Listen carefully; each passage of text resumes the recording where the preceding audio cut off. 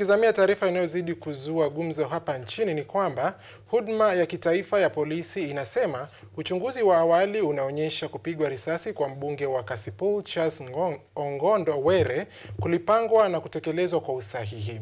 Inspekta Jenerali wa polisi Douglas Kanja alisema ufyatulianaji wa risasi katika eneo la Makafani ya City jijini Nairobi Jumatano usiku ni swala la uchunguzi wa kina na kumtaka yoyote ambaye aliweza kushuhudia tukio hilo kutoa taarifa. Hadi sasa hakuna aliyekamatwa.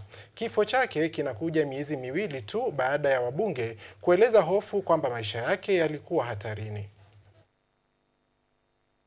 Baada ya kushiriki katika kile ambacho kingekuwa kikao chake cha mwisho cha bunge la 13 kabla ya wabunge kuanza mapumziko ya mwezi mzima, marehemu mbunge wa Kasipul Charles Ongondo aliondoka nje ya eneo la bunge dakika chache baada ya saa 1 jioni kwa gari jeupe aina ya Toyota Crown nambari KDM 783A.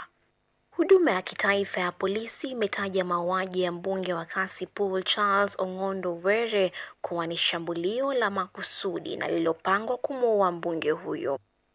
Hii ni baada ya maafisa wa polisi kupata maganda matatu ya risasi katika eneo la tukio kwenye barabara ya Ngong, Nairobi. Kwa walioshuhudia wanasema ni shambulio lililofanywa kwa utaratibu na mshambuliaji mmoja aliyekuwa akiendesha pikipiki.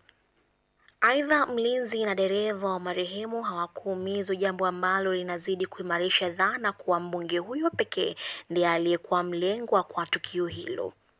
Rais William Ruto ametoa wito wa uchunguzi wa kina kufanyika kuhusu mauaji hayo, akitoa salamu za rambirambi kwa familia ya marehemu na wakazi wa Kasipul. Aidha, rais ameeleza huzuni yake kuhusu msiba huo. Vilevile, rais ametaka polisi kuchukua hatua za haraka kuwapata wahusika na kuhakikisha wanachukuliwa hatua kali za kisheria. Tangu kutokea kwa tukio hilo, viongozi kutoka pande zote za kisiasa wameendelea kutoa hisia zao.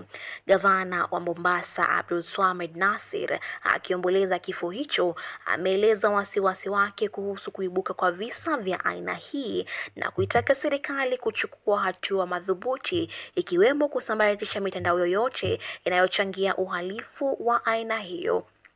Inspekta Jenerali wa polisi Douglas Kanja amerai yeyote aliyeshuhudia tukio hilo kutoa taarifa. Kufikia sasa hakuna aliyekamatwa. Kifo chake kinajiri miezi miwili tu baada ya wabunge kueleza hofu kwamba maisha yake yalikuwa hatarini. Yvonne Kemuma, runinga ya KU.